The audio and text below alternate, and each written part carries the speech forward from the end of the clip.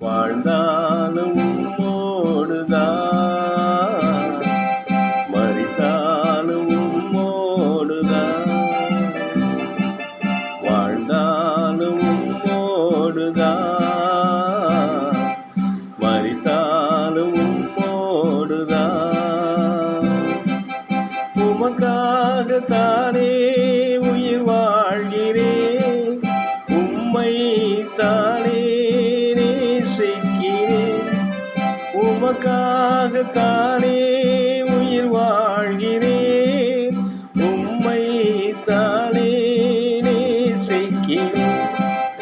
ஆண்டாலும் உம்மோடுதான்,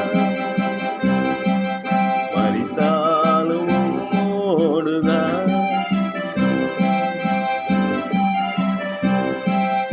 ஹல்லேலூயா. கர்த்தர் நல்லவராக இருக்கிறார்.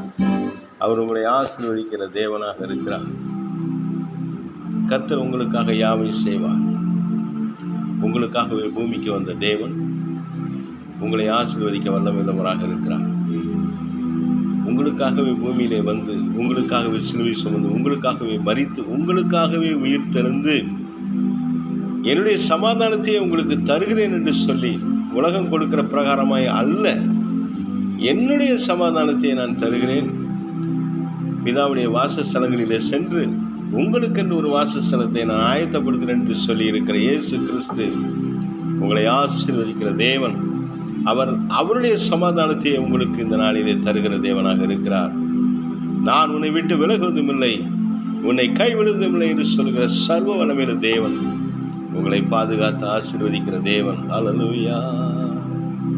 கண்களை மூடி செபிப்போம். கர்த்தர் நல்லவர், அவர் கிருபை என்றும் உள்ளது. அநாதி தேவனே, அல்பா ஓமேகாவே, இந்த ஜெபத்தை கேட்கிற கர்த்தாவே, உங்களுடைய சமூகத்தில் கூடி வந்திருக்கிற எங்கள் ஒவ்வொருவரையும் கர்த்தர் நல்ல சுகம், பலன், ஆரோக்கியத்தை கொடுத்து, தேவைகளை சந்தித்து, பொருளாதாரங்களை கொடுத்து, சமாதானத்தை கொடுத்து, எங்களுடைய அடிப்படை தேவைகளெல்லாம் கர்த்தர் சந்தித்து எங்களை பாதுகாத்து பராமரித்து வழிநடத்தும்படியாக ஒப்புக் கொடுக்கிறோம். நீர் எங்களை ஆசீர்வதிப்பீராக. உடைய கிருபையின் சமூகங்களோடு இருப்பதாக உடைய பாதத்தில் எங்களை தாழ்த்துகிறோம். இயேசு கிறிஸ்துவின் நாமத்தில் பிதாவே, ஆமென். ஹல்லேலூயா. உம்மை போல் என்னை மாற்றுமையா, உமக்காகத்தானே வந்தே